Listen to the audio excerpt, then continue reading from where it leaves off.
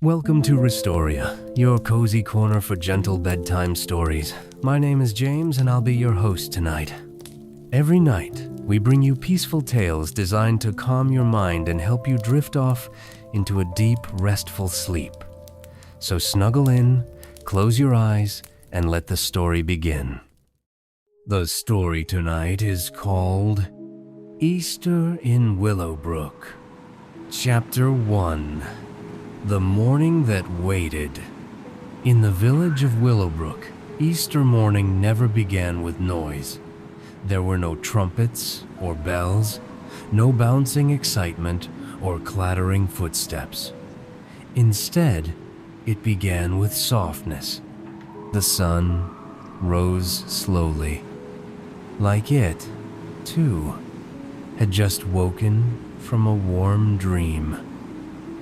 The sky stretched into shades of apricot and rose, and the meadows, still touched with dew, shimmered in the quiet light. Elsie sat on the edge of her bed, small hands folded in her lap. She had woken early, but not because she was eager. She simply couldn't sleep. Her thoughts, like the rest of her, had been tired lately, tired in the way you can't quite name, like trying to hold too much in a basket made of paper. A gentle knock sounded at her door. "Ready, love?" her grandmother called softly. Elsie nodded. Even though her grandmother couldn't see it, she slid off the bed and into her soft shoes, then padded out into the hallway. Her grandmother was waiting by the door, holding two small wicker baskets. "One for you," she said, handing one over. "We don't rush on Easter. We look." Elsie followed her outside. The world felt hushed, like it was waiting with them. Villagers were already moving slowly through the fields in small clusters, mothers and sons, quiet friends, old couples holding hands. No one spoke loudly, no one ran. The dew on the grass sparkled like tiny stars had fallen there in the night and hadn't been gathered back up yet. Elsie's grandmother walked with her toward the edge of the meadow, where the willows grew. Their long green branches moved in the breeze like dancers waking up.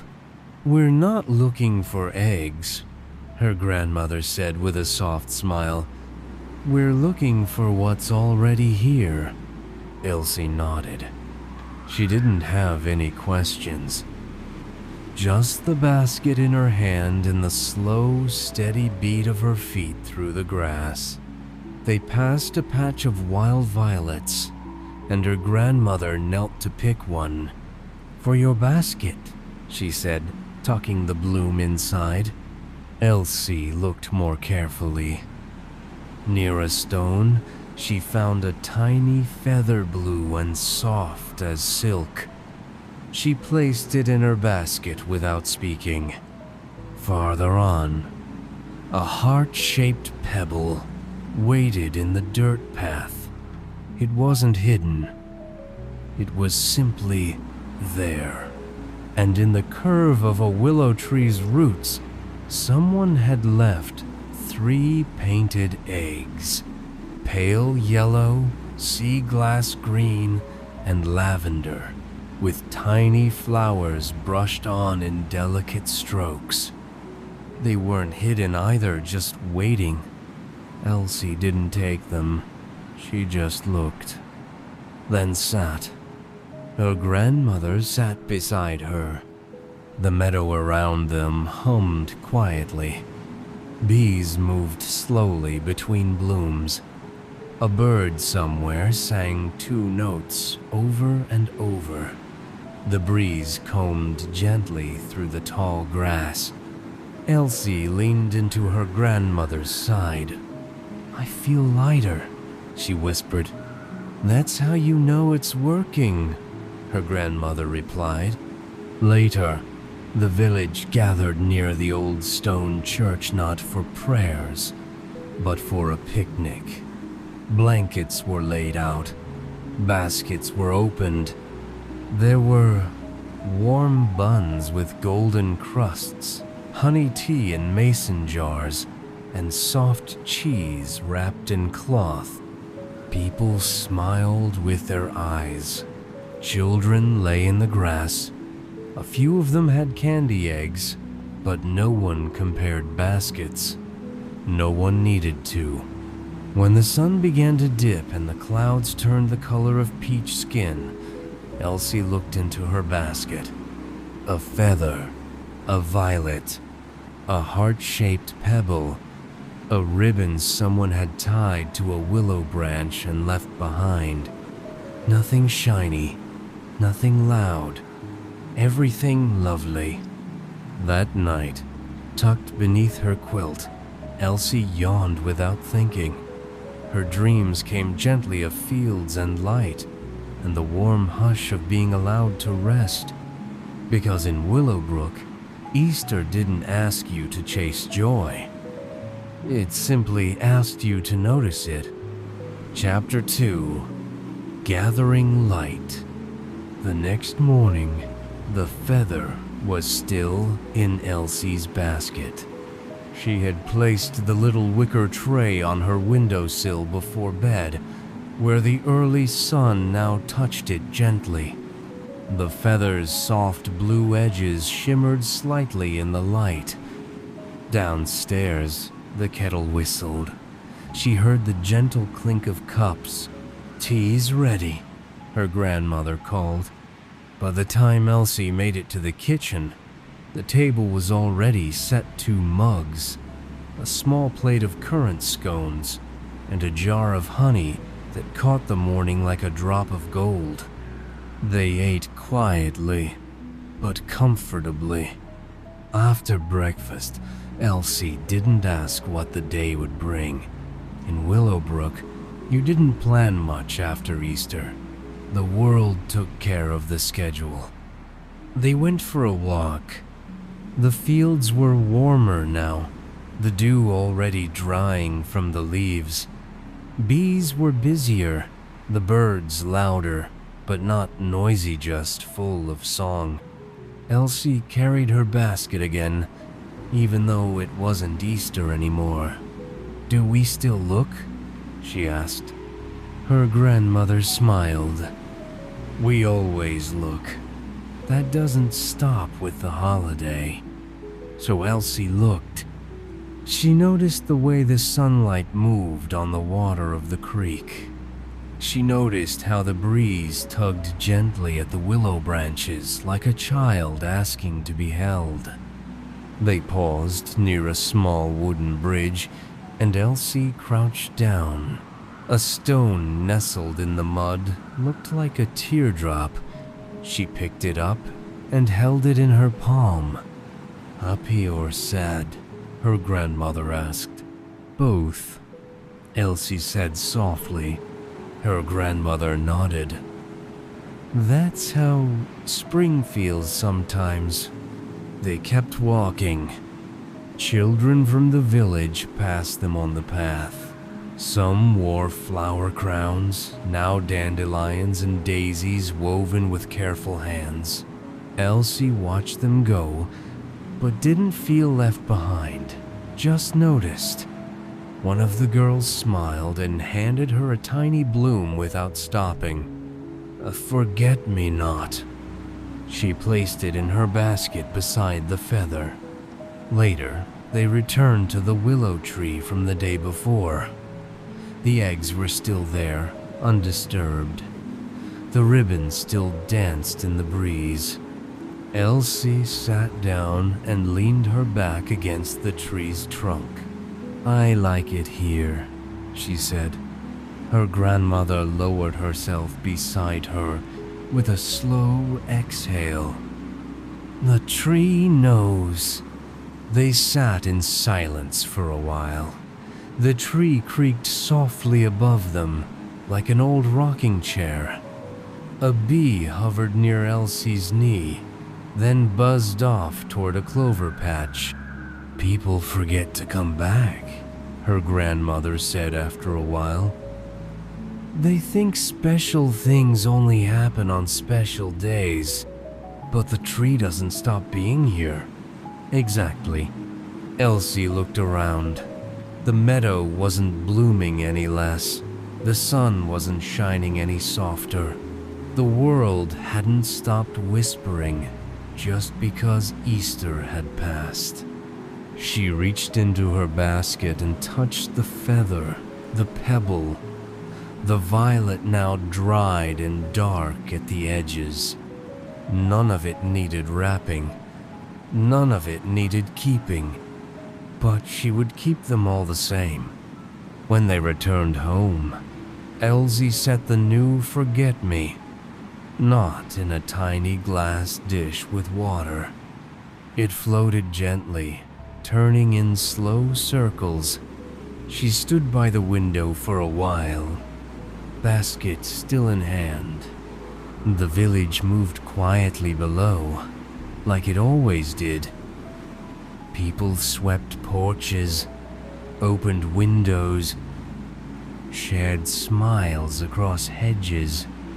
Elsie felt calm, not like something big had happened, but like something small had rooted itself and started to grow. And that night, when she curled beneath her quilt, she dreamed not of searching, but of finding, of the soft kind of treasure that doesn't shine, of gathering light with her hands and letting it rest there just long enough to remember it. Chapter 3. The Tree That Waited. The willow tree had a presence to it. Even when Elsie wasn't near it, she thought about it. The way its long green arms moved like slow water. The way its shade didn't feel like darkness, but like a quiet welcome. So, the next day, after a lunch of soup and buttered bread, she asked her grandmother if they could visit again. "I think the tree's waiting," she said. Her grandmother didn't blink. "Then we should go." They took the long path, the one that looped past the creek and under the alder grove. The air was warmer now, the kind of warm that held a promise of naps and bees and lazy afternoons. Elsie carried her basket, not because she expected to find anything, but because it felt wrong to come empty-handed. When they reached the meadow, the tree was there, exactly where it had always been. But somehow, it looked glad. The ribbon still fluttered. The painted eggs still sat nestled in grass. Elsie stepped close and rested her palm on the bark. It felt cool and strong. "I think it remembers," she whispered. Her grandmother spread a blanket in the shade. They sat. The world around them made its soft sounds. Birds in conversation, leaves clicking in the breeze, the distant baa of sheep on a far hill. Nothing loud, nothing sharp. Elsie leaned her head against her grandmother's arm. She watched a beetle climb a blade of grass. She listened to the sound of her own breath. Time didn't stop. It just settled. In the grass nearby, she found a shell small, striped, the kind you'd expect at the beach, not in a meadow. She picked it up and showed it. "A gift from far away," her grandmother said. "Or maybe from before," Elsie added. They didn't speak much more after that. The willow didn't require a conversation. It only asked that you stay a while. As the afternoon stretched and the shadows softened, other villagers passed by. Some stopped. A boy placed a painted rock at the base of the tree. A girl in a yellow dress tied a second ribbon to a low branch.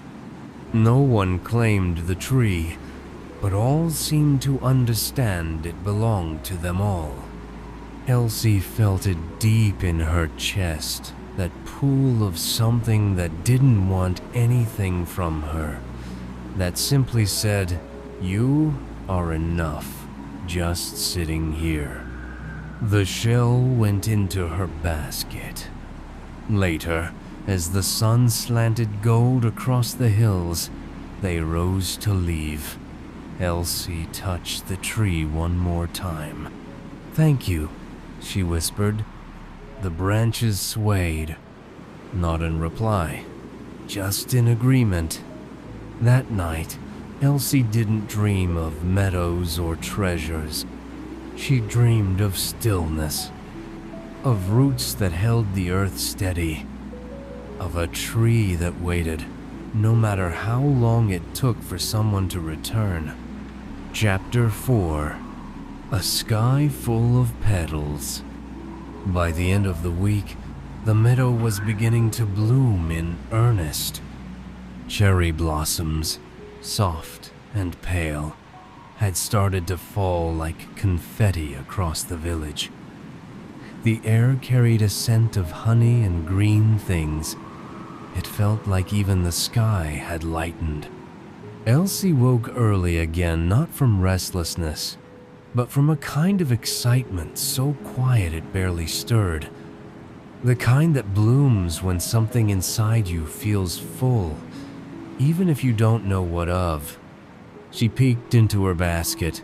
The feather, the pebble, the dried violet, the forget-me, not now pressed between paper, and the shell. Each thing still felt like it had a voice. "Ready for another walk?" her grandmother asked from the doorway, already wearing her wide-brimmed hat. Elsie nodded. "Do you think we'll find more?" Her grandmother smiled. "Only if we're still enough to notice." They took a different path today, one that wound through the orchard. The apple trees were just starting to show promissetany blossoms tucked among leaves, bees moving in lazy zigzags. As they walked, petals began to fall. Slowly at first, then in small flurries, like the sky had decided to shed its own kind of snow. Elsie laughed softly and reached up to catch one. It landed in her palm, almost too light to feel. She placed it in her basket. By the time they reached the meadow, the air was full of drifting petals. Some clung to the grass, others floated in the creek. A few had found their way to the willow tree's branches, resting between the long green tendrils like shy visitors. They sat beneath the tree again. This time, Elsie lay back on the blanket, watching the blossoms swirl above her like a slow dance. "Why don't the petals try to stay on the tree?" she asked. Her grandmother considered. "Maybe because they know they've done their part, and now it's someone else's turn to carry beauty for a while." Elsie nodded. She thought about her basket, how full it had grown, but it didn't feel heavy. It felt like she had been trusted with small things that mattered. They stayed longer than usual. Others joined quietly, families with babies bundled close. An old man who brought a thermos of tea and poured little cups for anyone who wanted one. No one made speeches. There were no games. Just gentle voices and shared silence. Someone brought a loaf of warm bread, and everyone took pieces with their fingers, breaking it apart in soft handfuls. Elsie chewed slowly, letting the butter melt on her tongue. As the sun shifted, a breeze picked up again, sending more petals swirling. A little girl danced in them, laughing like wind chimes. Elsie didn't dance, but she smiled. She thought of the pebble that had looked like a teardrop. She thought of the shell that didn't belong to the meadow. She thought of how everything joy, stillness, surprise had its moment. When it was time to leave, she placed the blossom she had caught onto the grass beside the tree, not because she didn't want it, but because she knew the meadow might need it back. As they walked home, the sky turned golden, then soft with lavender. And that night, Elsie dreamed of petals floating across a field, landing where they were meant to, with no rush at all. Chapter 5. The Quiet Picnic. The next day brought a breeze that made the meadows hum. It wasn't a noisy wind, but the kind that rustles sleeves and lifts hair just enough to remind you the air has hands. It carried the scent of lilac and fresh bread from the bakery. Willowbrook always smelled like something kind in spring. Elsie held her basket again, now more memory than collection. She hadn't added anything new in 2 days, not because she didn't care, but because she felt full in other ways. Her grandmother had packed something small, a jar of tea, 2 linen napkins, and a round loaf of brown bread wrapped in cloth. "We'll picnic," she said simply. They didn't say where. The path found them. Through the blooming lanes, past cottages with window boxes, through the gate where the wild grasses began.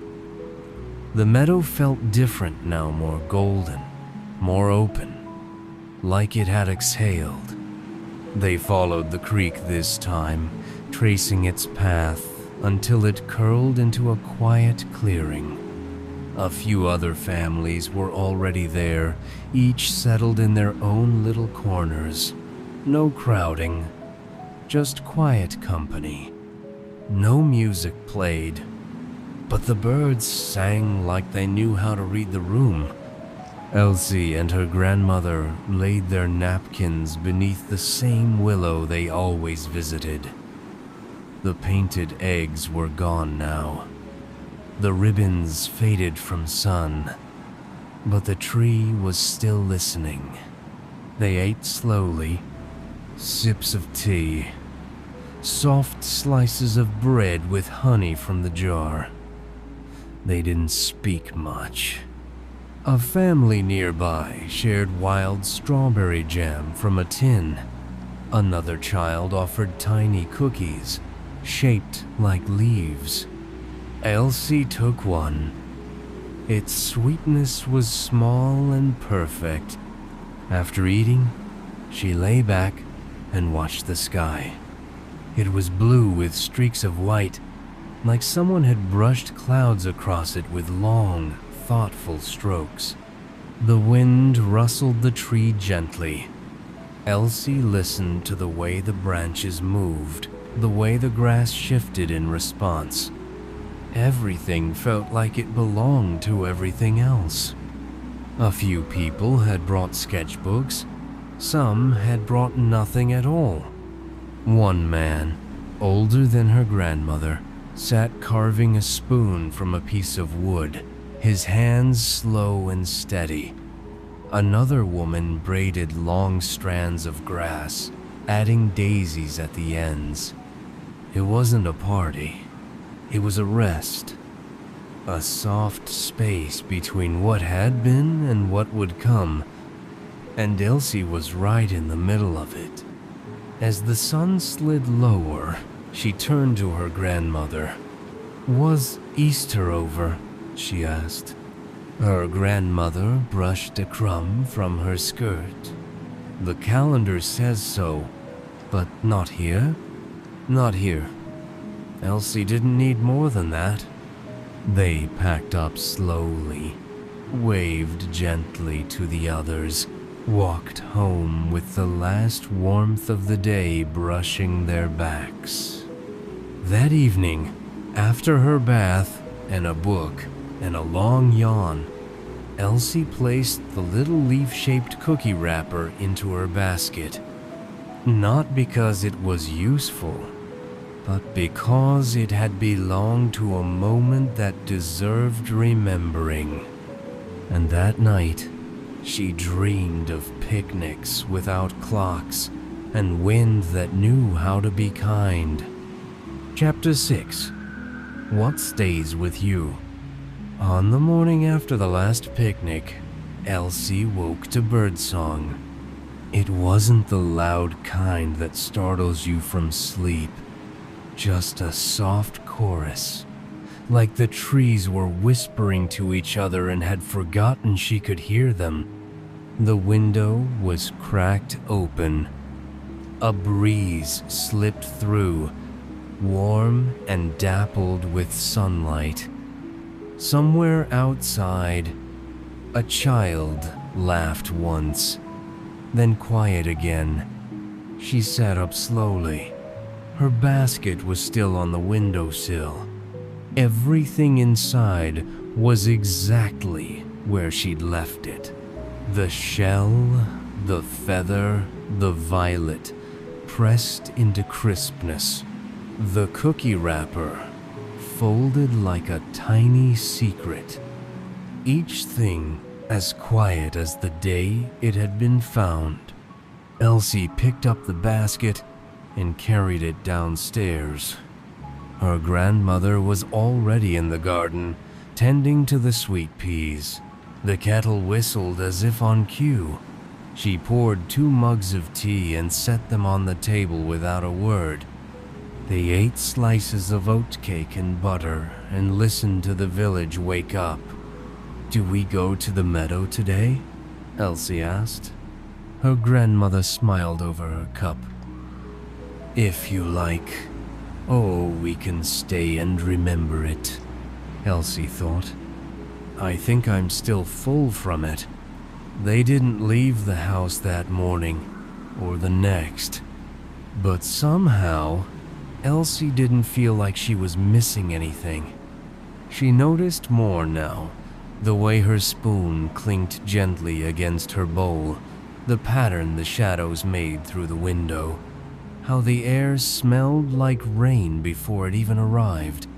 The quiet she had carried home from Easter had settled somewhere in her, like a stone at the bottom of a pond. It didn't ask anything of her. It just stayed. That afternoon, she took the items from her basket and laid them out on the table, one by one. She didn't arrange them in any particular order, just let them sit together. And then, slowly, she began to draw them. Feather, pebble, flower. Not perfectly, but honestly. Her pencil moved slowly. Her page stayed mostly white, but that felt right. Later, when the sky turned peach and the garden yawned into shadow, Elsie took the basket back to her room, set it down gently, folded the drawing inside, then curled into her blanket and listened, not for noise, but for memory. And it came, like a meadow breathing, like a tree remembering every hand that ever touched its bark, like a wind that always knew your name. Easter in Willowbrook had passed, but the noticing, that would stay with her, always